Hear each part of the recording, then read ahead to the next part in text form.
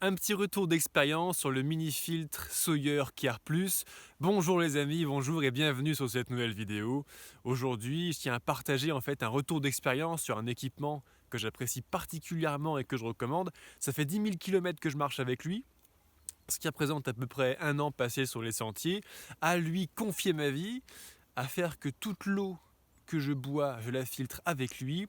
Je pense que pour ceux qui le connaissent déjà, il a assez caractéristique, vous l'avez reconnu, le mini-filtre Care Plus de chez Sawyer. Alors concrètement, dans cette vidéo, je vais te partager ce que je pense de ce produit, ses caractéristiques techniques, l'intérêt de la purification et notamment de la filtration de l'eau pour pouvoir passer un bon moment sur les sentiers en randonnée en autonomie, sans se blesser, sans indigestion et sans intoxication, concrètement qui est le risque.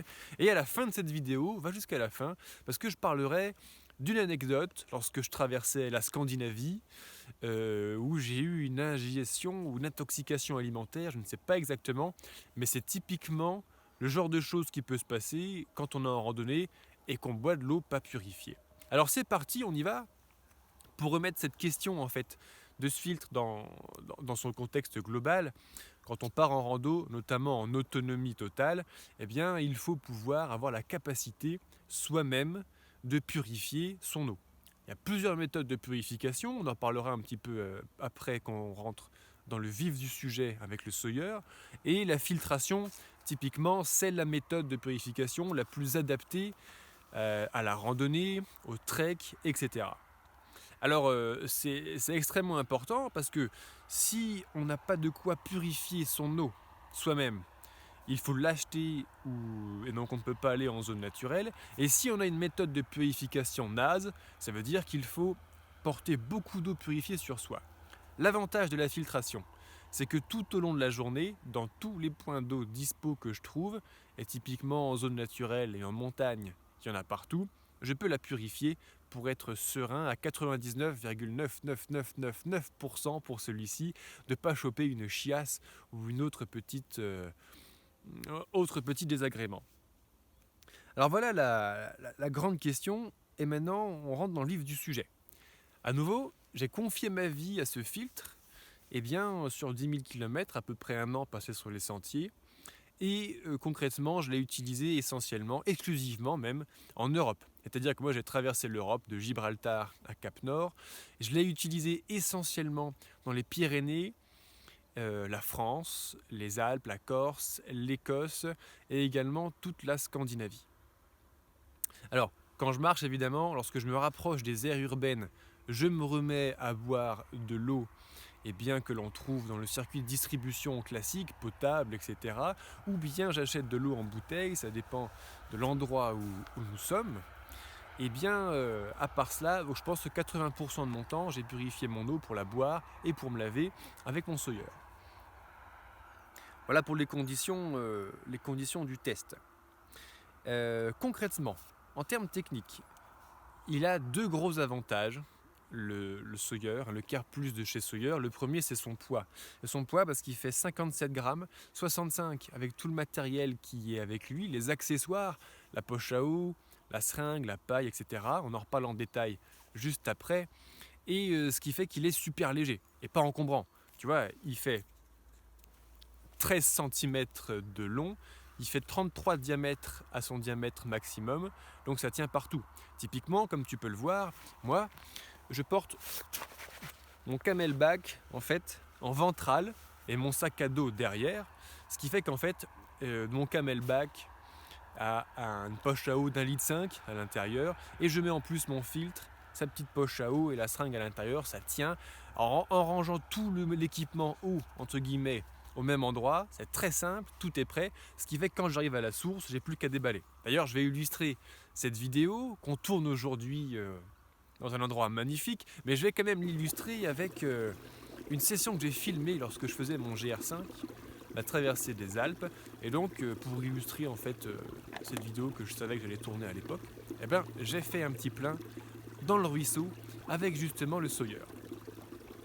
Donc il est très léger, il est peu encombrant, donc ce qui est très appréciable en trek où on cherche la légèreté, où on cherche des équipements pragmatiques qui peuvent se ranger facilement.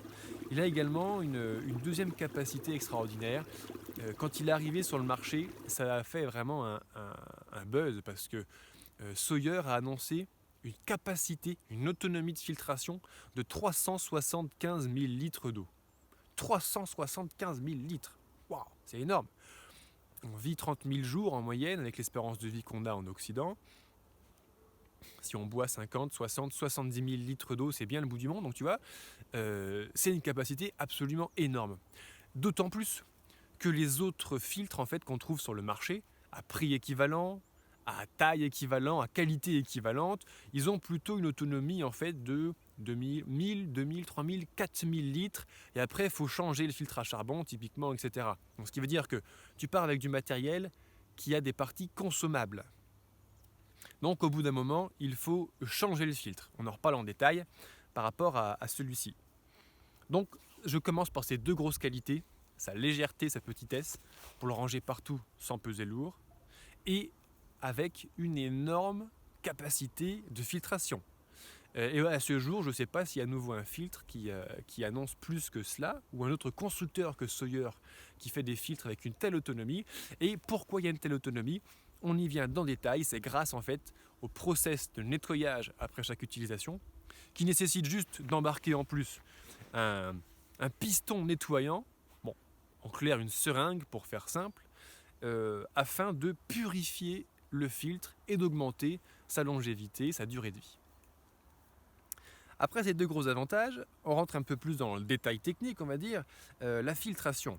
Alors, on reviendra tout à l'heure sur les différents process de purification et de filtration en fait de l'eau. Là-dedans, il y a une membrane, c'est une filtration par membrane qui a une porosité de 0,1 micron. Un micron. Micromètre, c'est 1000 fois plus petit qu'un millimètre, donc 0,1 micron, ça fait 10 000 fois plus petit qu'un millimètre. C'est assez petit, puis on va voir dans le prochain tableau comparatif concrètement ce que ça peut arrêter et ce que ça n'arrête pas nécessairement en termes d'éléments pathogènes qui peuvent rentrer dans le corps humain quand on boit de l'eau, notamment lorsqu'on est en zone reculée et loin de tout hôpital, toute urgence. Donc 0,1 micron, c'est très bien parce que concrètement, on va arrêter tous les protozoaires, toutes les bactéries, mais pas tous les virus. On continue avec la vitesse de filtration. Ça, c'est la grande équation, si tu veux. La grande question pour un filtre à eau, c'est d'un côté, eh bien, la qualité de filtrage, donc mettre des plus petits trous possibles à l'intérieur du filtre pour qu'il retienne le plus les éléments pathogènes. Et de l'autre, c'est un équilibre à avoir, il va y avoir évidemment la vitesse de filtration. Plus j'ai des gros trous dans mon filtre, plus l'eau va couler vite, plus j'aurai une forte vitesse de filtration. Ici, on a une donnée constructeur. Sawyer dit que son filtre est capable de filtrer 1,7 litres à la minute. Je ne connais pas les conditions de test qui ont été faites en laboratoire par Sawyer pour pouvoir prétendre une telle vitesse. D'expérience, de ma petite expérience, je n'ai jamais atteint cette vitesse de filtration. Il me faut plutôt entre 40 secondes et 1 minute pour filtrer la poche qui fait 450 ml d'eau. Donc on est loin des 1,7 litre à la minute. Pour atteindre une telle pression, je pense qu'il a fallu mettre l'eau sous pression. Avec quel outil ? Avec quelle astuce ? Je sais pas la réponse. Si tu la connais, je t'invite à me la mettre en commentaire juste en dessous. D'ailleurs, je t'invite à t'abonner à cette chaîne YouTube pour avoir plus de contenu vidéo sur le thème de la randonnée, du trek. Je t'invite à liker celle-ci et dans tous les cas, à me dire ce que tu en penses afin de toujours améliorer les vidéos que je partage gratuitement avec notre communauté de randonneurs. Je prends tous les retours d'expérience et toutes les astuces de filtration. Je suis sûr que ça va en inspirer beaucoup d'entre vous d'ailleurs, parce qu'on va parler un petit peu tout, pas dans le détail, donc j'espère que ça va découler de votre côté, ce sera vraiment intéressant.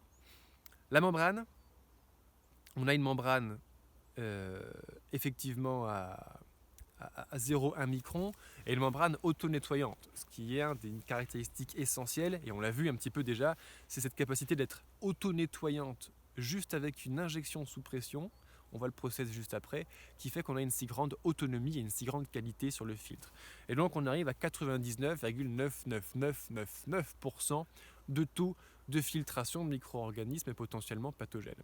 Alors pourquoi 99,99999%? Parce que c'est pas 100%, ça veut dire qu'il en reste un petit peu, les particules les plus petites passent quand même dans les 0,1 microns. En l'occurrence, ce n'est pas les meilleurs puisque ce sont potentiellement les virus, donc potentiellement pathogènes, pour les humains, en période de pandémie de coronavirus. Je pense que ça te parle un petit peu, virus, coronavirus, tout ça. Et c'est aussi évidemment une assurance juridique pour le constructeur. Si il y a un problème de santé, effectivement, le constructeur n'a pas prétendu avoir une garantie à 100%. Si tu veux une garantie à 100%, comme dirait Clint Eastwood, achète un grille-pain et puis tu auras une garantie de 2 ans à 100%. Et pour les filtres à eau, et tout ce qui touche à la santé humaine, c'est un tout petit peu plus compliqué, un tout petit peu plus complexe que cela. Alors concrètement, où est-ce que j'ai mis ma petite note? Elle est encore dans ma poche.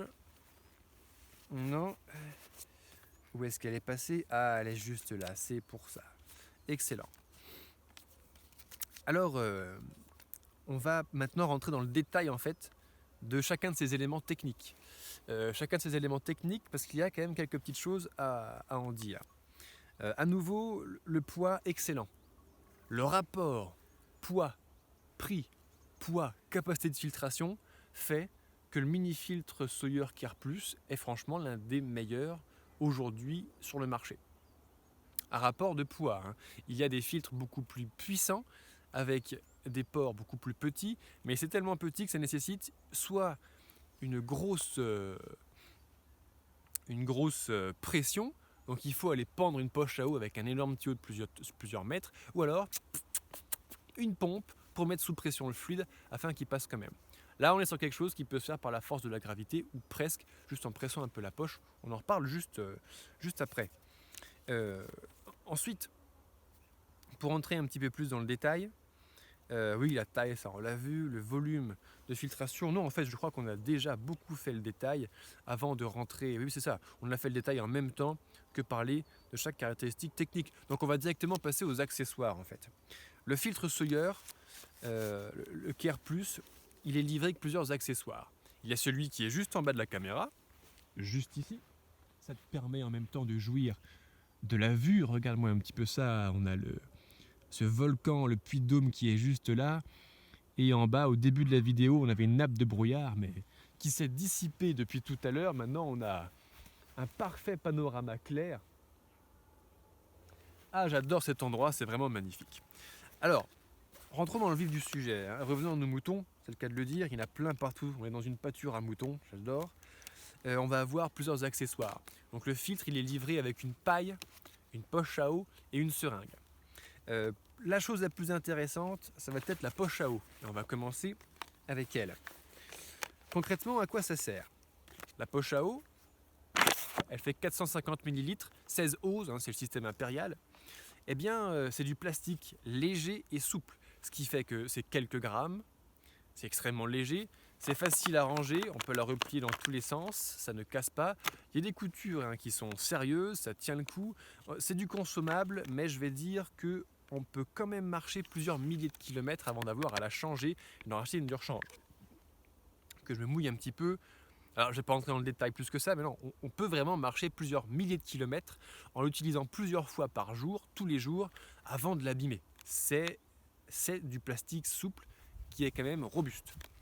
Beaucoup de gens trouvent que c'est trop petit. Je trouve que c'est un excellent avantage. Quand on commence à aller chercher de l'eau dans des petits ruisseaux, dans des petites sources, quand on est en pleine période de canicule, typiquement on fait beaucoup de randonnées en période estivale, ça me permet de pouvoir glisser ma poche à eau entre les pierres, dans les petits torrents, etc. Elle passe partout, elle est souple, elle peut vraiment passer partout. En plus, ça c'est pour la souplesse et pour la petitesse, c'est la même chose. Et j'ai lu beaucoup de retours d'expérience en documentant cette vidéo, de gens qui disent oui, la poche elle est souple, c'est le bordel pour la remplir.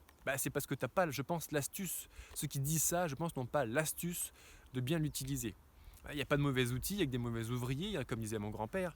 Et concrètement, le plastique souple, beaucoup de gens trouvent ça dommage pour aller chercher l'eau sous l'eau.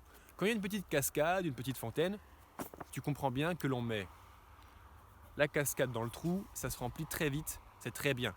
Mais quand on est dans un lac ou une rivière plus profonde avec moins de courant, etc., il faut immerger le plastique souple. Le problème, c'est qu'avec la pression de l'eau, ça se referme. Et effectivement, quand on n'a pas la petite astuce qui vient juste après, c'est un peu compliqué. Alors, l'astuce, je ne sais pas si c'est une astuce, mais pour prendre de l'eau dans un lac, je la regonfle, je la maintiens en faisant pression avec mes doigts sur le tour pour maintenir une structure rigide. Ça sera suffisant pour que la pression de l'eau ne l'écrase pas et ainsi je peux immerger complètement la poche à eau à l'intérieur du lac ou de la grosse rivière pour pouvoir prendre mon eau. Une fois qu'on a fait ça, qu'est-ce qu'on fait? À nouveau, elle est légère et souple et ce sont deux grandes qualités et petites. Elle passe partout, elle peut se fourrer partout. Une fois que j'ai mon eau à l'intérieur, je reprends mon filtre et en fait j'ai un pas de vis. Il y a un pas de vis au bord de la poche à eau, il y a un pas de vis compatible évidemment au cul du petit filtre. Donc je viens tout simplement le visser. Ensuite, j'ouvre le petit capuchon et là par gravité l'eau va couler et quand j'utilise pour accélérer la manœuvre, parce que c'est vrai que c'est un petit peu lent sinon, je presse, je fais compression jusqu'à temps que la poche à eau soit vide. Et typiquement, j'ouvre ma poche à eau de Camelback qui est dans mon Camelback ici, je mets l'embout là et je presse, je fais ça 3 fois d'affilée et j'ai mon litre et demi. D'ailleurs pour gagner du temps, j'ai appris à filtrer en marchant, ce qui fait que quand je suis à la source, quand je suis pressé bien sûr, je fais 2 filtrations comme ça, puis je remplis une 3e fois ma poche à eau et quand je suis pressé, je me barre avec et puis je fais la manœuvre de continuer à filtrer en injectant, en marchant dans la minute qui suit mon départ. Bon, ça c'est quand j'étais jeune, quand j'étais pressé. Maintenant ça arrive sincèrement de moins en moins souvent. Voilà pour le détail de la poche à eau qui est excellente. À la première utilisation, moi non plus elle ne m'a pas plu, je me suis dit c'est du plastique souple, c'est pas pratique, c'est trop petit. En vrai, pour avoir été chercher de l'eau dans toutes les sources des chaînes de montagnes d'Europe, y compris par canicule, y compris dans les petits torrents, en fait c'est une bénédiction. Et avec une petite astuce, même en lac, on peut correctement s'en servir. Deuxième accessoire, après la poche à eau, c'est la paille. Alors la paille, je ne te cache pas qu'elle a assez rapidement fini à la poubelle, enfin au tri sélectif, quand même c'est du plastique, parce que la paille, je ne vois pas l'intérêt. Oh, avant de commencer la paille, je tiens à préciser que le pas de vis qu'il y a en fait sur l'embout inférieur du Sawyer est compatible avec des bouteilles plastiques standards. Alors standard entre guillemets, par exemple pour le citer, une bouteille de Coca, c'est le même pas de vis, on peut la fixer dessus. Ça c'est pour ceux qui détestent la petite poche à eau et qui souhaitent la remplacer par autre chose. Pour faire le test, je ne te montrerai même pas ça à l'écran, je n'achète jamais ce genre de produit. J'achète plus d'eau en bouteille, etc., plus de soda, donc je ne te montre pas, mais tu comprends très bien ce que je suis en train de te dire. La paille, c'est un peu le même principe. L'histoire, c'est qu'on a une paille de 20 ou 23 cm que l'on vient entuber sur l'embout inférieur du Sawyer. Comme ça, on peut mettre la paille dans l'eau et on peut boire directement. Alors pourquoi faire ça? Pourquoi faire ça? Si tu as la réponse à cette question, une réponse cohérente, construite, ça m'intéresse. Pourquoi est-ce que je m'agenouillerais par terre? Pourquoi est-ce que je m'allongerais par terre à me foutre la gueule dans un ruisseau alors qu'avec la poche à eau, je peux prendre l'eau, me relever et la boire ou la filtrer dans une position confortable? J'ai pas de réponse rationnelle à cette question. Je pense, en me mettant dans la tête de l'équipe marketing de Sawyer, je pense que c'est un élément marketing. Pour un filtre qui coûte une 30aine d'euros, que tu peux commander d'ailleurs sur le lien qui est dans la description juste en dessous de cette vidéo, eh bien, une paille, ça doit coûter, une paille, c'est le cas de le dire, peut-être 10 centimes ou 5 centimes d'euros, c'est peanuts. Je pense que c'est un élément marketing pour s'ouvrir à une plus large clientèle. Je pense notamment à certains survivalistes ou bushcrafters qui ont certainement très envie de faire comme Bear Grylls, c'est-à-dire se mettre à 4 pattes par terre pour boire à la paille une flaque d'urine de chameau en plein milieu du Sahara. Bon, j'en comprends pas l'utilité. C'est très spectaculaire, très photogénique. Moi aussi, quand j'étais jeune, pour tout dire, j'avais très envie de faire comme Bear Grylls. Bon, l'envie m'est un petit peu passée. En plus, mettre à 4 pattes, genoux au sol ou allongé complètement à terre, dans les endroits difficilement accessibles, par terre, tu as forcément de la poussière, ou de la boue, ou de la terre. Donc tu finis dégueulasse des pieds à la tête. Je ne comprends pas l'utilité rationnelle de la paille. Donc moi, je l'ai balancé. C'est un choix très personnel. Le troisième outil qui est extrêmement important, c'est le piston auto-nettoyant. Un nom un petit peu pompeux, c'est le cas de le dire pour pomper. En vrai, c'est une seringue. Et à quoi ça sert? En fait, à l'intérieur du filtre Sawyer, on va avoir à nouveau cette membrane porée à 0,1 micron. Bon, l'eau, on l'a fait couler dans ce sens-là pour arriver dans notre contenant d'eau purifiée. Donc l'eau part comme ça. Hein, on a bien vu flow dans ce sens-là. Et bien une fois qu'on a fait la purification, je vais reprendre une seringue d'eau que je viens juste de purifier. Je vais mettre l'embout en fait sur mon sawyer, mais dans l'autre sens, justement, dans le sens inverse du flot de purification. Ce qui veut dire que l'eau que j'ai prise dans mon ruisseau, elle a été purifiée, tous les micro-organismes, toutes les pollutions sont restées à l'intérieur du filtre. Je vais prendre l'eau filtrée, donc pure, je l'enfonce dans mon sawyer et je presse. J'injecte comme ça sous pression de l'eau qui va récupérer toutes les saloperies qui sont à l'intérieur du filtre et les éjecter. Et c'est grâce à ça qu'on a un filtre totalement propre.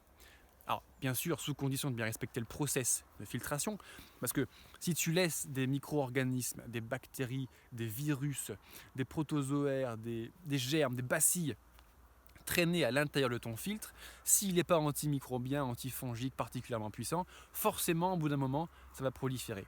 Donc, 1, je fais ma purification, et 2, je remplis juste une seringue d'eau, je l'injecte dans mon sawyer, et mon sawyer aura sa capacité effective de filtration à près de 400 ml d'eau, ce qui est énorme.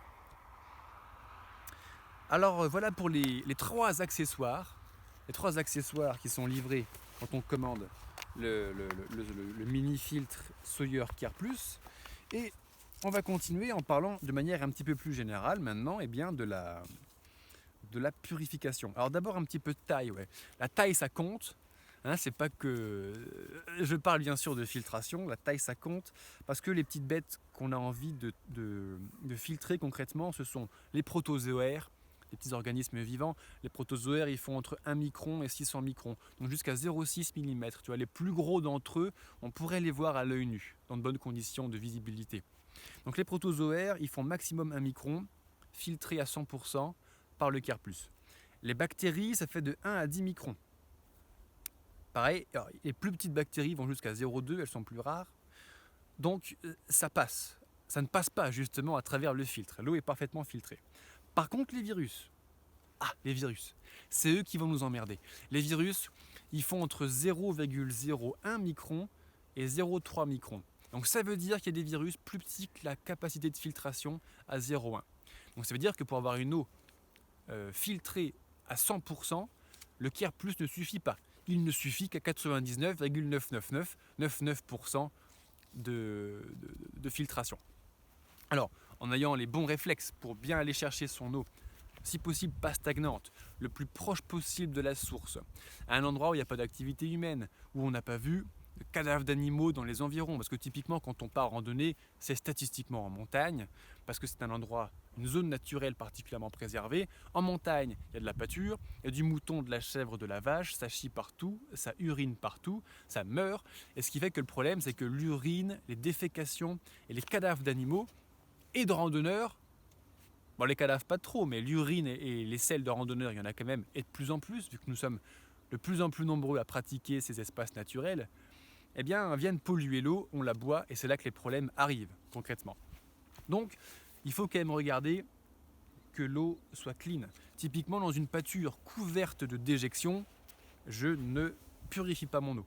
Je vais le plus près possible de la source, j'essaye de faire en sorte qu'il n'y ait plus d'alpage, qu'il n'y ait plus d'estive, qu'il n'y ait plus de pâture en amont, au-dessus de moi, par rapport au ruisseau que je suis en train de capter. Le mieux serait de prendre de l'eau qu'à la source. Un petit torrent, effectivement, ça passe.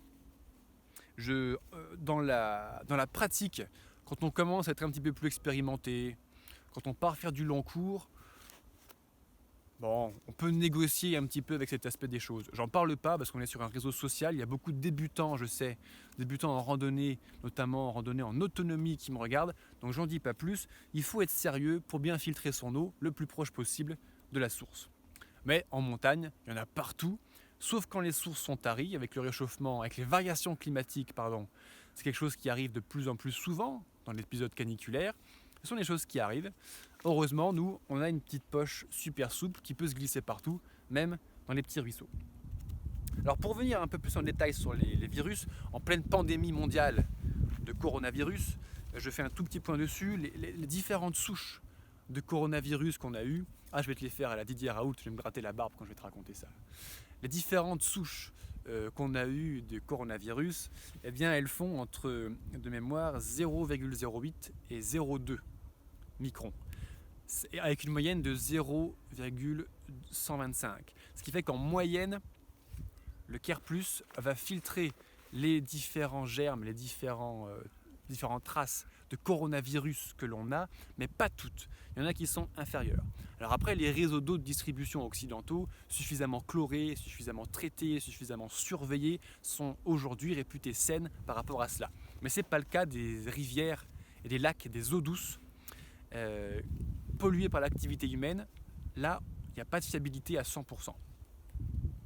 Voilà pour la taille qui compte, comme toujours, vis-à-vis de ces petites choses que l'on va traiter.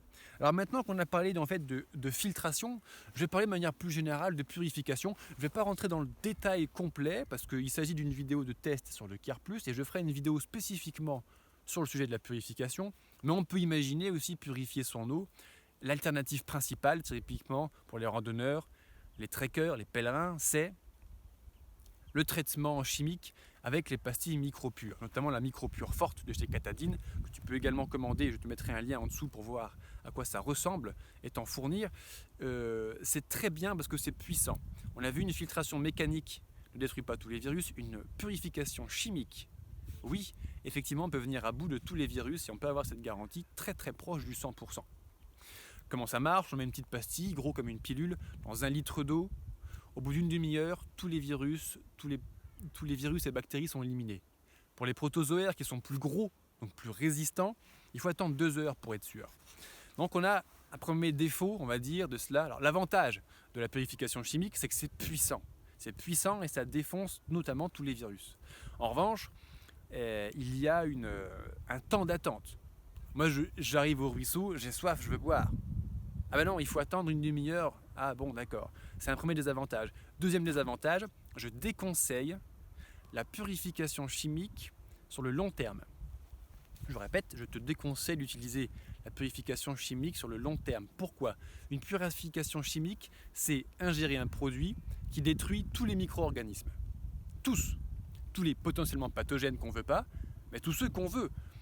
Dans le corps humain, il y a beaucoup plus de virus, de microbes, de bactéries que de cellules de ton propre corps, et notamment dans le système digestif. Donc, quand tu avales un produit qui détruit tous les micro-organismes, tu détruis ton propre corps et tous les micro-organismes qui font 100% de ta digestion. Et les intestins, c'est aussi 70% de ton système immunitaire. Donc c'est pas rien, il y a des conséquences à ça.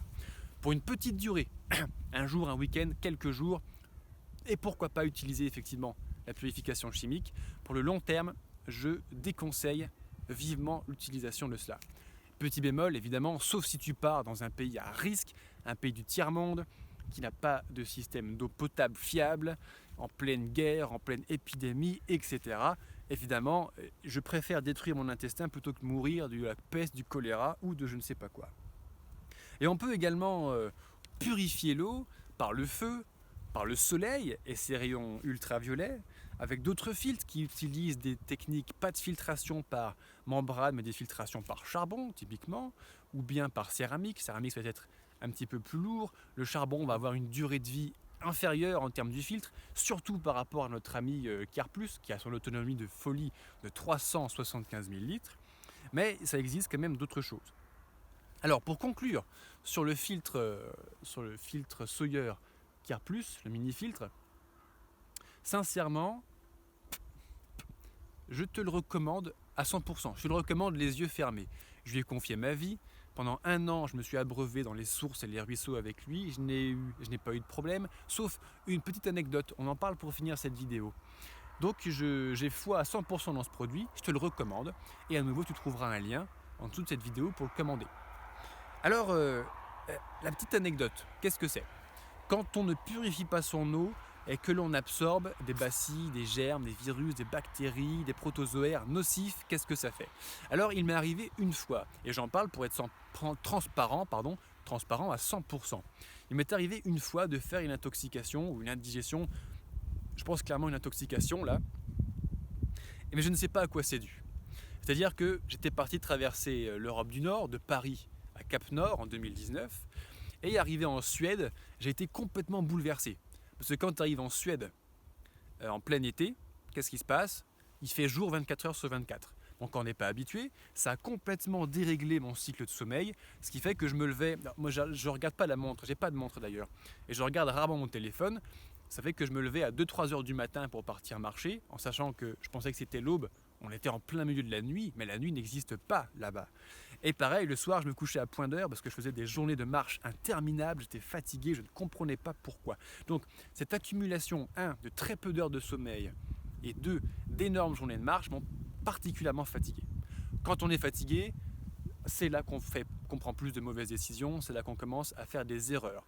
Alors, je suis tombé malade. Est-ce que j'ai mangé une denrée alimentaire qui était dans mon sac, qui était mal conservée parce que c'était en pleine canicule? Est-ce que je n'ai pas filtré mon eau? Est-ce que j'ai filtré mon eau ou est-ce que c'est la seule et dernière fois, et première fois du moins, que le Sawyer me faisait défaut? Il faut dire que j'ai puisé de l'eau dans un petit lac de tourbière avec l'eau complètement noire. Le genre de lac, tu vois, où tu plonges ta main à l'intérieur. À 20 cm de profondeur, tu ne la vois plus. L'eau était extrêmement chaude, à 30 degrés, beaucoup d'activités humaines autour. On n'était pas loin de la deuxième plus grosse ville de Suède, Göteborg.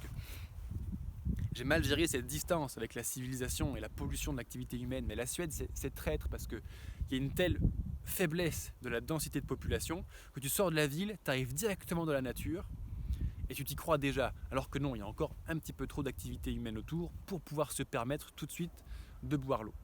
Donc je suis tombé malade, grosse fatigue, grosse fatigue, vomissements, diarrhée, etc. Et à l'époque, je n'écoutais pas assez mon corps, comme ce que j'ai appris à faire depuis, et comme ce que j'apprends à tous les partenaires, à tous les membres des programmes de formation que je dispense, pour apprendre à bien se préparer et bien gérer sa journée une fois parti sur les sentiers de randonnée.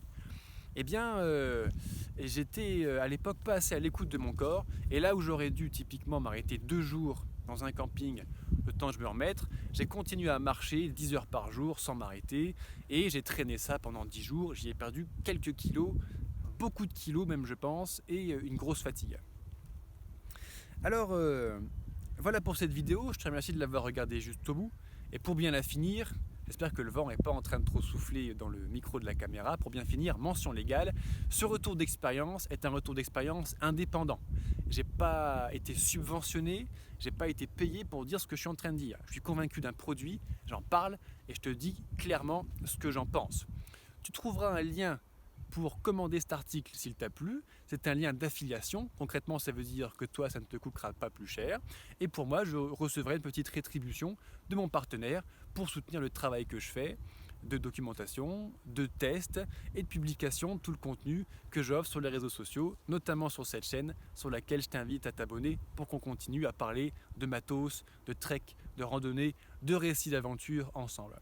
Je te remercie et je te dis à très bientôt pour une prochaine vidéo. Ciao!